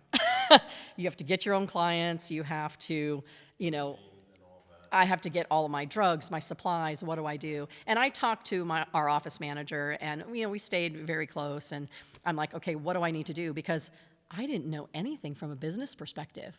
Hindsight, I would have loved more business classes in college. In vet school, they should offer more business classes because at the time, a lot of veterinarians, that was their goal, right? They wanted to buy a veterinary practice. Are there CEs around that now? There are some management CE things that you can do. Yeah. And, I got a good employment lawyer. I got a good CPA. I had to get all of these people around me and get a good team going. And it was a huge learning curve, not the veterinary medicine part, but the business part and running your own practice and what does that entail. And then I got to be where I was a 3-doctor practice. I had 2 associates working for me. And so we had trucks, we had employees, we had, I had an office, we had all this stuff and inventory and, it's a lot. And what kinds of licenses do you need and how do you pay your taxes and book work? And so I was basically doing veterinary medicine 5 to 6 days a week. And on that 7th day, I was in the office all day long doing paperwork. And then plus you're on call as the business owner, you're on call 24/7. Even if once I finally got associates, they may be on call, but guess what? It's my practice. And if there's a problem, I have to be available. So you're never off call. No. In outsourcing that, you were still having to do a lot of your paperwork, even though. Well, I had a receptionist, and then one of my veterinary assistants, technicians, she ended up wanting a more realistic start and stop to the end of her day, more steady hours. And so she said, well, hey, since the receptionist left, I want to do that job. And at first I was petrified. Oh my gosh, I'm losing my best vet tech. What's going to happen? It was a godsend because she knew my clients, she knew my work schedule, she knew how many hours it took, what I was doing, and the clients knew her so that they could talk to her. And so she was able to schedule my day. And being in Los Angeles, it's a large area. So I would have different days where I would be in different areas. And so Tuesdays and Thursdays, I was in Palos Verdes and Rolling Hills and Portuguese Bend. And then on Mondays, I was out in LA Equestrian Center in Burbank, and on Wednesdays, I was out in Chino Hills. And, it's just all of these things. And so she would coordinate. That's what you would have to do. There's no other way you can. Otherwise, you're on the road all the time. Even here, yeah. Otherwise, you're on the road all of the time. So you try to group it in sections, and then heaven forbid you get an emergency and throw everything out of whack. Yeah, so it was a godsend to have her move there. But all of these were, trials that I had to get through and things that I had to learn about running a business and how to best utilize my resources. And it was interesting, all while doing my job. And not only doing your job, but reaching for more. You're impressive. That's... I'm like, I can hardly keep everything going around on the farrier end of things. So in judging that margin for scheduling, you knew what different cases were going to take, and more or less what the case was going to take and owner around it, and what they needed to really give service to them and the patient. There's definitely more challenging owners or ones that need a little bit more hand-holding, or you're going to end up needing to explain things a little bit more. So yes, you have to factor that in. And I think the thing that helps the best that I learned, and this was when Jessica, my vet tech that moved in and became my office manager, that was so helpful, is that she knew how to talk to them and she knew how to get information. So when she was building the appointment, she knew it wasn't just, oh, this is a lameness, oh, sure, here's 2 hours. No, it's, this is a lameness, this is how long it's been going on. I think it's a hind leg versus a front leg, which is an entire new ball of wax. And this is what we've tried. Getting that little bit of information. It's not a lot, but it's enough that, okay, this is going to be a 3-hour appointment versus an hour and a half appointment. And so she was able to schedule that appropriately. I do have a rubric, and even at Oakhurst, that's what we formulated this rubric. Okay, this type of appointment, regular dentistry takes this amount of time. This lameness takes that amount of time. This mass removal takes this amount of time. And so when the receptionists were talking to the clients, they could kind of look at the rubric and say, okay, I need 45 minutes for that, or I need only 30 minutes for that. And they could try to help build it. Does that work? Yes, but there's always outliers, and sometimes those lameness exams that were supposed to be really simple end up being you're blocking 3 different legs, and it's a 5-hour appointment, and now everything's pushed back 2 hours. And so I mean, you've got to allow for some kind of wiggle room, not to mention, walk-ins and emergencies, that come in that need to be seen. Walk me through your system for finding lameness. I imagine you have one, and does it start head to tail? What does that look like? This kind of started at the racetrack and learning that systematic approach from my mentors and even from the university as well. And I think what I tell new students is you have to adopt your own way of doing things to a certain degree. There's no right or wrong, but as long as you do things consistently and so that you're not skipping steps. And I think that's the important part. So for me, when I go into a lameness exam, before I even touch the horse, I literally pull out a chair and I sit down, and it may be 20 minutes, and that I'm talking with the owner and finding out some history, because I learn a lot of information about the horse, what they've tried, how long it's been going on, types of shoes, what kind of discipline they're on, so many different things. Then I go to the horse, and you know what the first thing I do? I do a physical exam. I listen to their heart and lungs. It might not have anything to do with the legs, but I'm looking at the whole patient. So I do a complete physical exam. Then I start palpating the legs, and I may start with the other legs first and leave the one that the owners perceive as the injured one to last. But I'm going to look at those legs the same way. I'm going to start at the shoulder, work down to the knee, to the ankle, to the foot. I'm going to put hoof testers on. I'm going to lift the legs. I'm going to palpate the tendons or ligaments. Then I'm going to go outside. Then we're going to look at the horse go on hard ground. We're going to go in a straight line. We're going to go in a circle. We're going to do flexion tests. Then we're going to go in the arena, and we're going to put them on the lunge line in the arena in a straight line, and we're going to see what they look like. And if needed, we're going to grab a saddle, and we're going to have somebody ride that horse, because sometimes it makes a difference when they're being ridden. Then we're going to start doing diagnostics. Do I need to do a nerve block? If I can figure out what leg it is, now I need to figure out where on the leg it is. That's nerve blocks. That's based on palpation, heat, pain, swelling, reaction to flexion tests, nerve blocks.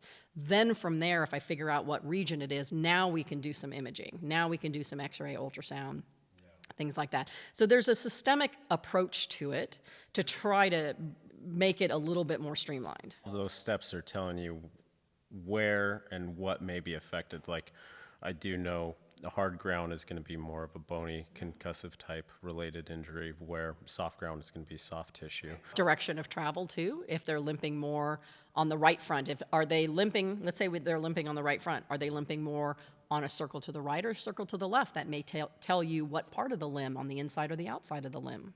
So if a horse is limping on the outside, say you're going in a left circle, right is the outside limb, but it's limping on the right, it would be the medial aspect of that right limb. That's what you're going to look at. Yeah, because you're loading that more. How is a rider going to, this is one aspect that I know this is there, it's something that I'm growing into. Where and how does a rider affect all of that? And proper riding with impulsion versus just like slack rein, letting them go about. Is it rider error causing some of those things that you note? How do you make that inference of? It can be, and this is where it becomes a little tricky too, because sometimes the horse won't have the same, what I hear from the rider is something's not right when I'm riding him. He doesn't feel right. Okay, well, let's get on. The first thing I'll have him do is, I want you to ride him exactly the way it was that you felt it.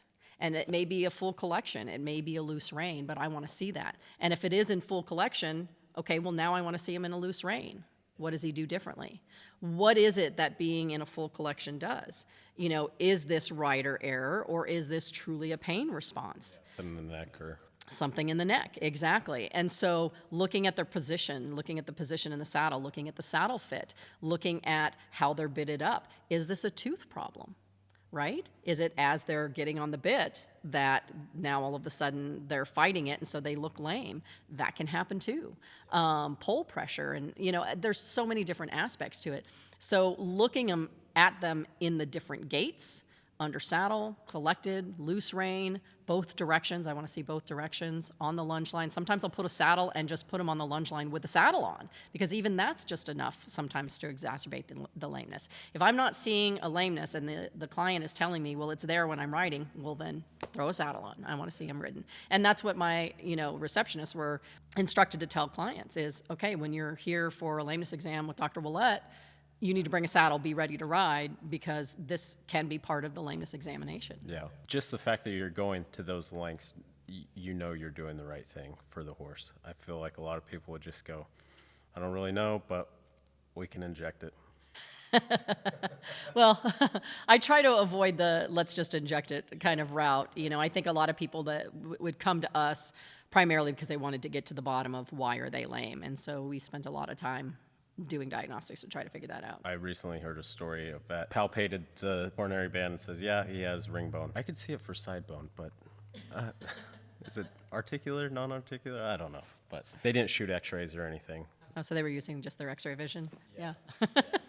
How to gauge success on cases dealing with failures and the ever-looming what if, how could I have changed, how could I have done differently, things of that nature. This is really hard, and I think this is part of what is very challenging about this career. You're going to have failures.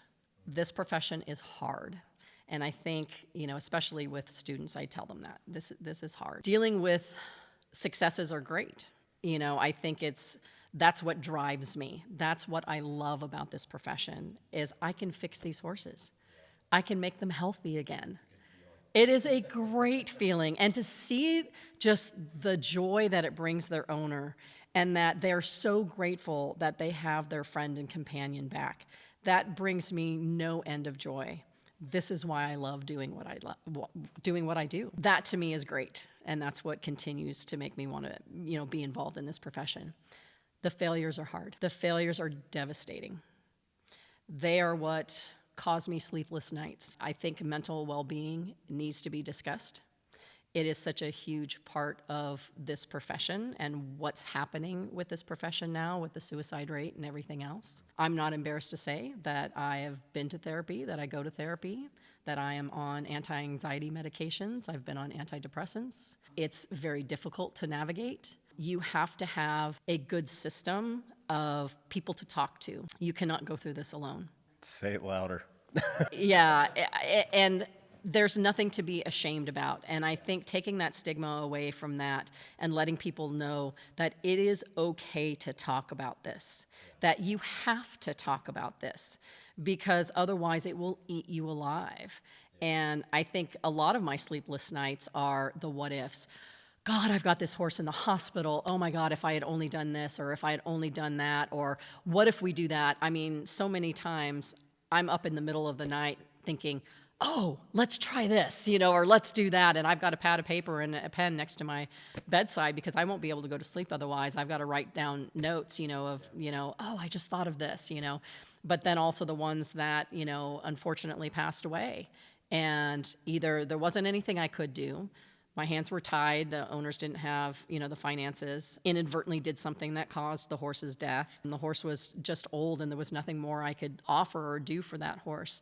These are the cases that haunt me, and they're not easy to let go. They're certainly not easy to let go. The part of having community is and sharing those things, and also your trials. I feel like humans were meant to bear each other's burdens in that way, and talking about it is huge and takes that weight off.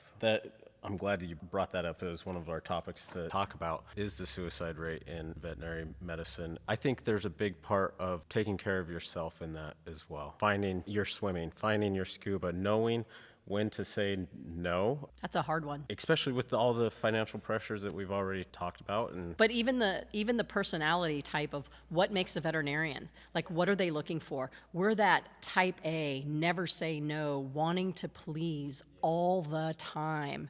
That is the dominant personality of a veterinarian. And it's so hard when all of a sudden you see these failures and people are screaming at you or telling you how horrible you are, especially with like social media and things like that. You take it to heart. And it is so difficult to navigate. or God forbid you have a lawsuit over it, over Right. something where you're trying and to you do the feel best bad thing. enough yourself. Exactly. Yeah. It's a serious topic, but I think knowing that you're going to make it through, there's happy days ahead, and continuing on, and also remember that you need to please yourself as well, and to take care of yourself in that. Finding that balance and being able to do things away from veterinary medicine, and it doesn't have to be as extravagant as my pursuits, but even just meditation, or having that community of friends or somebody that you can call on and talk to, or things like that. We do have a group in the veterinary professional called Not One More Vet, nomv.org, and they have a Facebook group, which I'm a part of, and they are 24/7. And if you need to talk, if you have negative feelings, anything really, they're there to support you. It's a community of veterinarians that we're there to support one another to prevent suicide. That's awesome. That's awesome. My take on it is you matter, and the world is a better place with you. There's plenty of other people that love you, even though that in the micro aspect of it, you may feel like everything's against you, but happy days are ahead of you, and you matter. Right. But you need to hear that. And if you're not hearing that because of all of the negativity about whatever's happening, so being able to reach out to somebody or get that therapist or call your friend or call your colleague or go to Not One More Vet, something to help, get you grounded again, I think that's super important. I'm glad you brought that up. Yeah, it goes. I didn't connect the two of that, the negative aspect of being the looming what ifs and how you process that in correlation to the suicide. I connected it more to being overworked and trying to have a performance aspect of life and not meeting up to it, which I feel like that can also sink in. But that's also part of the not meeting the performance that you had on yourself or the client that you had. I think we put a lot of pressures on ourselves to know everything, and there's no way you're gonna know everything. And nowadays there's a broader community of veterinarians that we can call on or email or, things like that. Even in different organizations, the AAEP has mentorship programs and things. I know some of my younger associates, when I had my own practice, they would call their AAEP mentor, instead of talking to me, because they felt like they didn't want to not know the answer to their boss, whereas they wouldn't be as embarrassed to ask a question to a colleague, about how to treat something. And that's fine, just getting that information. And even today, after 30 years of practice, I still pick up the phone and talk to my surgeon friends or my internist friends, hey, I've got this challenging case. What do you think? What else can I try? Just being able to talk to somebody so that way you don't feel like you're being a failure and you can get the best information out there and it won't haunt you at night, that you don't know the answers. Nobody knows all the answers. You've called 3 other friends and we don't know the answer. Right. So at least you can feel a little bit better about that you're not failing your patient. And because it's those thoughts and those feelings that get you spiraling into that negativity. Yeah, that's a strong way to run your practice. I feel like the academia as a whole and the performance mentality I've only had small glimpses into academia, but there's definitely that performance world that could be translated into you have to meet a GPA of this sort, you have to have all of this, and as a young person maturing, if you don't learn to share that burden, it will follow you until you crack and have dark moments. And those dark moments don't define you, but are meant to be learned from and guide you to happy days. Because that's what we're striving for. I imagine a lot of that goes towards the ethics of your patient and owner, of sharing what is going on with different cases with your colleagues. How else are vets instructed to handle ethically the patient and the owner? And as farriers, we don't have, it's pretty Western.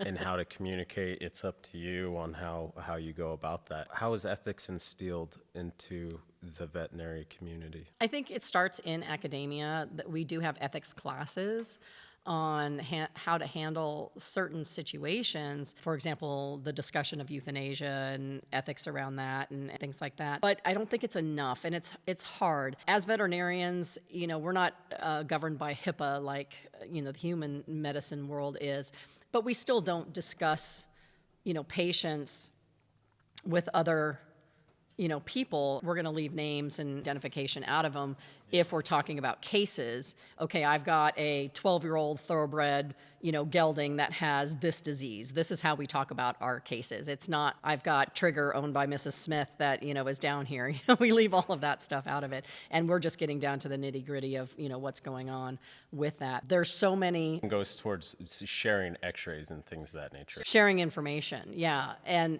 it can be a general thing that we're sharing information or a referral because I want to get a specialist opinion on something. But there's definitely, I can't just share information about this horse with another person, that has nothing to do with this horse. I'm not allowed to do that. There's regulations statewide, available for that.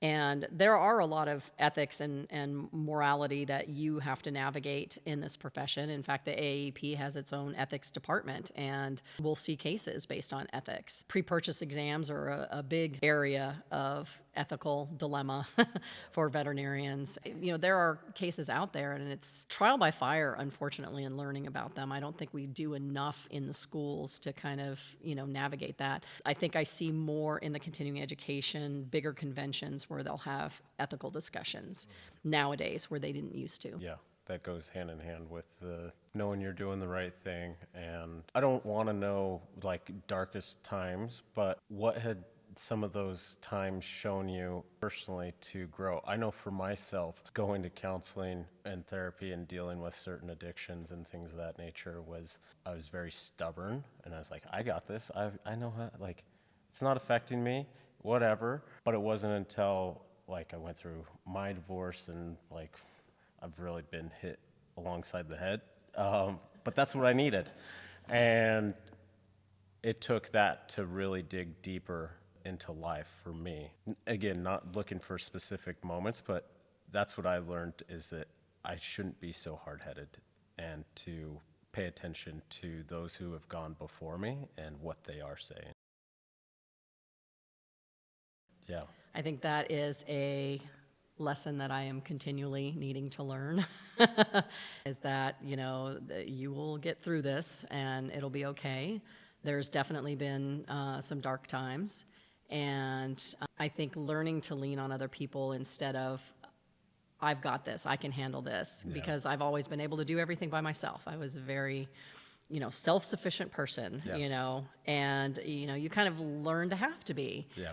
And to realize that you can't do it on your own and that you do need to have help. And I remember my first day of therapy, and I went in there and he asked me, he's like, well, why are you here? And I literally burst out into racking sobs, and I'm not a crier.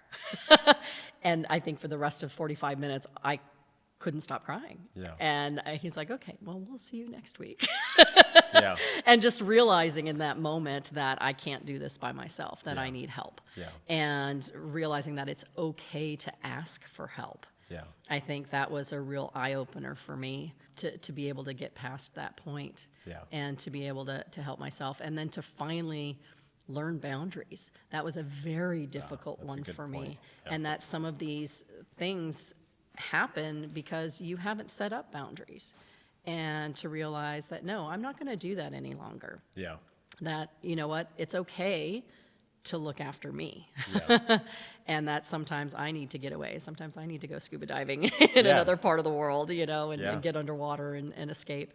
But it is, learning your boundaries, knowing when you can say no and that you need to say no. Yeah. That's something that corporate or even larger multi-vet practices should be more cognizant of. Yeah. And understand and check in individually on your on colleagues. your people. Yeah. Yeah. If you see a change in somebody's behavior or demeanor or they're, a little bit snippy or, something's just not right, check in on them. Yeah. What's going on? Yeah. Take them out for a cup of coffee, do something, to make sure that everybody's all right. Yeah. Profit margin is not worth it. No, no. Well, I'm going to totally. Oh, that's one part that I want to add is it's easy to objectify and be transactional where you just stonewall and go through everything. And that's one thing. Go through your case. You have your caseload and you just get through it. You may have, I haven't gone through it, but I've been on cases with you Yeah. where we've dealt with it, but euthanasia, and maybe they're back to back to back where you just numb out.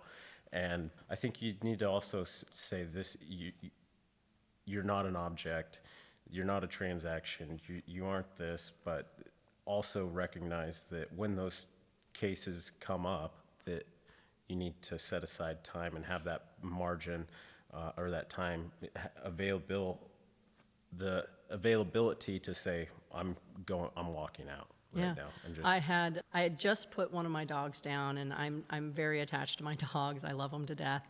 And I just lost one of my dogs, and I had to euthanize her, which is a very difficult thing to do. And the very next day, I had 3 euthanasias at one property scheduled. Yeah. And I thought I could handle it. Yeah. And I went and I euthanized those 3 horses. And after the last one, I went behind the barn and I sobbed my eyes out for like 20, 30 minutes. The tech is like, "Are you okay?" And I'm like, "I just need a minute." Yeah. And I shouldn't have gone there that day and done that appointment. And it was very difficult. And these things weigh heavily on me. And I still remember that years later, that Yeah. day. Yeah. And it's just very emotional and it's very hard. And that's one of the things that makes this job hard. It's also a sign that you care. I think that's important to recognize that when you lose that, it's like, should I continue doing this? Right. And I think, yeah, you're absolutely right. Yeah. If I lose that, yeah, Yeah. maybe I shouldn't be doing it. It's good stuff. It is. Very somber note there. Yes. It's something it's something that people hide and don't talk about from a multitude of aspects of not wanting to be found out, not wanting to be known that you've got it together and this, that, and the other. And it's just like, who cares what people think? You're important. Yeah. Like, flat out. And that's one thing that I would say that who cares what the perception. You've got a long life and hopefully, and look at it from that perspective that happy days will come. Yeah. Another tough question. Center of rotation, toe clips, natural balance.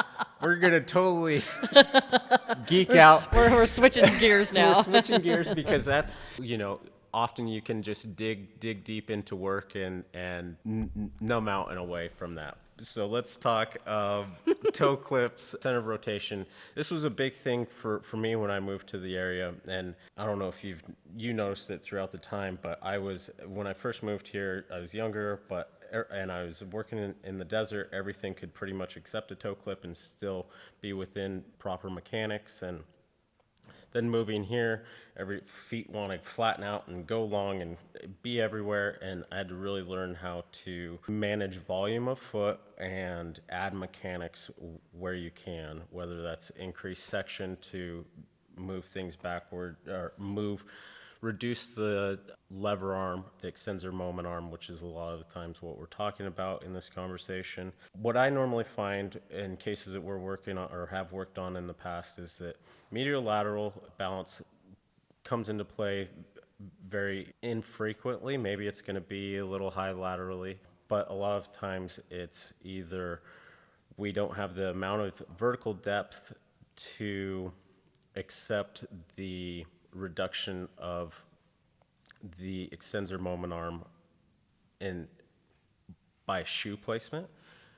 So we need to leave a little bit more dorsal wall and utilize the shoe to add mechanics into it, what the foot isn't accepting. What has been your experience through 30 years of and sports medicine of just kind of that importance of AP balance and where you go with it? That's a lot. Yeah, it's a big subject, but I find it's a good thing just to kind of ruminate on. And I think it depends on, are we talking about a normal foot versus a foot that has some kind of orthopedic problem? Because that's going to dictate really how you're going to apply what type of mechanics to that foot. So if you're talking about a normal foot, you do have to look at the substrate that they're standing in. Are they in a hot, dry environment, like you said, that can accept a toe clip, versus somewhere over here where they're just jutting out this toe and it's just going to drag this foot forward if you've got this toe clip on there. And you have to look at the environment that they're in. So I think it's really going to depend on where you are. And then the individual horse itself. How is this horse's foot growing? Are they growing all heel? Are they growing all toe? Do they pancake out? What kind of growth? And it's going to depend on the time of the year. They're growing a lot less in the winter. They're growing a lot more in the summertime. How do I shoe that horse differently? To me, there's no one solid answer for that, and that's really hard. You have to be able to look at the integrity of the hoof wall to say, okay, I need side clips, I need a toe clip just to keep this shoe on, versus no, I can just have a full shoe on this horse and it'll be fine, or I need to stick some bell boots on to make sure that this shoe keeps, the horse doesn't take this shoe off. Yeah. It's such an individual decision. That's what I think farriers have such a hard time, and I applaud their ability to be able to look at that foot and decide, what needs to go on this foot to be able to stay on that foot. Yeah. So it's not just one answer. It's hard to give you a one answer for that. Yeah, absolutely. What I've found is that center of rotation doesn't change. Correct. On every limb, and if you can put your mechanics where you want them, whether you are perimeter fitting, because I do believe that if in maintaining volume and maybe not coming off the toe as much, if you can keep the perimeter of the hoof whole, that you're gonna incorporate, you're gonna have the strongest foot. Of course. But how you do that needs to come into relationship of what the center of rotation is. The center of rotation is the center of the coffin joint. Is that how It's the distal condyle of P2, so right above the coffin joint, right where that articulation of P2 to P3 is. And that usually correlates with the widest point of foot. Yep. Where your buttress terminate into the foot. It's about an inch from the Point of the frog. Point of frog. Right in there, but then have your mechanics in relation to that. And I've seen that be the biggest success for a lot of the cases. And if they have some type of pathology that is affecting, Then the you can limb. add the additional mechanics to that. You have to start with the basics. Yeah. And I think that's where I find sometimes I'll get a foot that has a shoe that the horse has so much toe, and you actually take an x-ray and the shoe is supporting a foot, more of the toe in the hoof wall than anything under the bony column. And they're not taking into account that center of rotation. So you have to be able, and it's hard as a farrier, you do not have x-ray vision. So it's a lot easier for me. I come in and I'm like, well, let me slap an x-ray and here you go, here's your center of rotation. It's right here. But how do you do that when you don't have the veterinarian there to offer you radiographs to look at this foot? And it's, all of those points that you were saying, widest point, behind the apex of the frog, the buttress, you got to look at all of these things to try to find where is that center of rotation and then build from there. I think the biggest point, and this, Cody Gregory just finished his fellowship through the Worshipful Company of Farriers, and it's a great read. I'm still working my way through understanding it completely. But the biggest thing is whether it's having that balance of center of rotation. If you have a ton of toe out there, reduce the extensor moment arm, but also have the palmar plantar support in relation to the rest of the limb. Right, you've got to balance your vectors in Yeah. order to have that movement. Yeah, I think that's a huge takeaway that largely in the farrier community, I think that we don't talk about it enough, or even at a basic level, because we're worried about, at the basics, we're worried about getting nails in the white line and not bleeding the sucker. Well, sure. A lot of the I mean, time. there's that too. So, yeah. I think that's an important topic to hit on, and because it's very controversial in that. And a good read, I don't know if you've read The Mirage of the Barefoot Horse, but I believe it's Michael Miller. He did a project on a 4-point trim and how by taking off the dorsal hoof wall, well, 4-point trim, over time the quarters get elongated and that you're not making the most structurally sound hoof capsule itself. And so I'm just glad that we're able to have the conversation that should be heard more, that you can have your cake and eat it with the, if you understand where your load is coming from, symmetry, and the relationship between center of rotation and your moment arms and things of that nature. Yeah. But with that, you can also have a lot of package on a horse, and that's, I think, some of the best horses shot are long-footed horses, because that's all that they really look at, and they have the volume of foot to do what they need to do. There's other parts of the industry, of that industry, that may be frowned upon, but they usually have pretty decent feet. Yeah. But yeah, I'm glad we were able to touch base on that. We're gonna, real quick before we get into the Stoic 7, these are 7 questions that I ask everybody, just little takes of your wisdom that's first top of mind, unless there's anything that you'd like to add. No. It's getting a little warm in here, so. But first, this is a shoe that I learned, this is an aluminum heart bar shoe. I learned this was the nicest shoe that I made in learning how to weld aluminum and things of that nature. There's still some gaps in it and whatnot, but I like to give a gift to every guest. And this is actually the first one that has the official Stoic and Steel stamp on it. But I was making this shoe for the associate board that you'd help me study for that test. Wow. And so I was like, Sylvia's got to have this one. So Thank you. Oh my gosh, this is amazing. Oh, I love it. Very nice representation there. yeah. Thank you. Absolutely. So this first question of the Stoic 7 is best financial advice. Get a good team together. I was lucky I found like a good CPA. I was able to talk to some old employers, their office staff and things like that. I think that really helped in building my business. And save. Do your retirement account. Start early. Yeah. I think it's so important, and I know that you have financial obligations as far as repaying student loans, but if you can put even a little bit, I mean, if you start from your first job, you're not going to miss that money because you haven't, known that, before. Start young. Start putting money into your retirement account. If you can max it out every year, I think that will go a long way. I think that's probably my best financial advice. Yeah, I love it. Well, and as you progress in your career, you have a little bit more leverage to say that you don't need to take on that extra client. Yeah. I think that's, or you can retire when you want to. Yeah. At that time. I think it's very important. Do you have a tattoo or favorite tattoo? I have a couple tattoos. My favorite is on my back. Yeah. I have a large tattoo, and it's a hippocampus, which is half horse, half serpent. Oh. And it kind of melds my two worlds, being in water and underwater all the time. And I had a famous tattoo artist, Corey Miller, do that one down in L.A. Yeah, was that LA Inc.? So he was in L.A. Inc. Yeah, Yeah. he owns 6 Feet Under, which Okay. is in Upland, I believe. Very cool. And I love that piece. It just means a lot to me because it's, kind of a representation of my worlds. Yeah. And then my other tattoo is my dog Foxy's paw print. I got her paw print before she passed away. Yeah. And I have that on my ankle. I love that.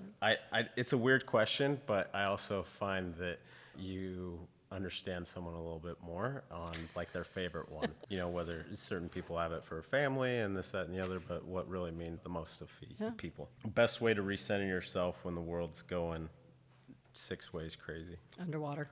Yeah. It's got to be underwater. It's quiet. I can hear myself breathe. If I'm swimming, I'm counting strokes. It's very meditative to me. Yeah. Yeah, I just love being underwater. How many times have you crossed the Columbia River? I'm swimming it on Saturday. And it'll be my second time. I had tried for years, and every year something came up. There was a fire, there was COVID, I was having surgery, whatever it was. Yeah. And so last year was the first year I finally got to do that swim. Yeah. And this year I'm doing it again. That's so, awesome. Yeah. And how long is that? It's 1.1 miles. It's 1.1 miles that I would never want to swim. It's fun. You and 300 of your best friends jump off the Yeah. boat in Washington and swim across to Oregon. It's awesome. I'd be worried about the life that's in there. There's sturgeon in yeah. the water. Yeah. But that's about it. No seals coming No. up? No, No, don't have to don't worry see about anything. them. Watch too many spearfishing Right, there's no videos. bull sharks, there's nothing like that. Although I like to dive with sharks, so I'm not the best Yeah. one to ask that question. Do you have a morning routine that gets you going? I do. I get up early. I usually go to the pool. Yeah. Seems like that's all I do. It's not. I swim. I'll do yoga. If I'm not swimming, I'll do some yoga. I usually eat a healthy breakfast. To me, breakfast is really important to get me through the day. Yeah. But yeah, I just try to be present and yeah. Yeah. It's important to take on the workload and Yep. the chaos of the day.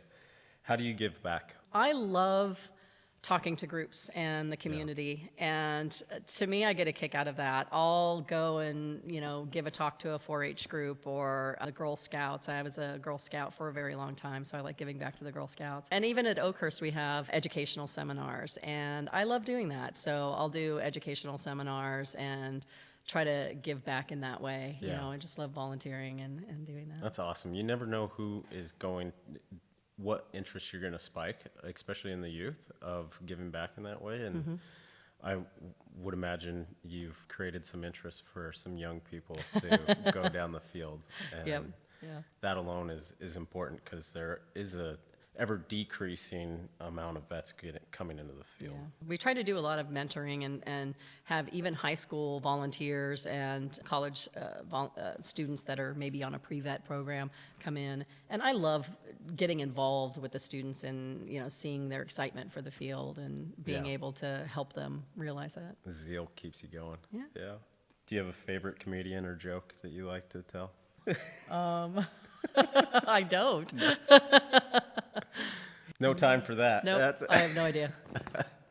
I find myself often just needing a good laugh, so I go to the Helium Club here a little, not too often, at least Okay. once a month. I don't even know what that is. It's a comedy club. You Okay. just get to see people be funny or not. And Right. that itself is funny.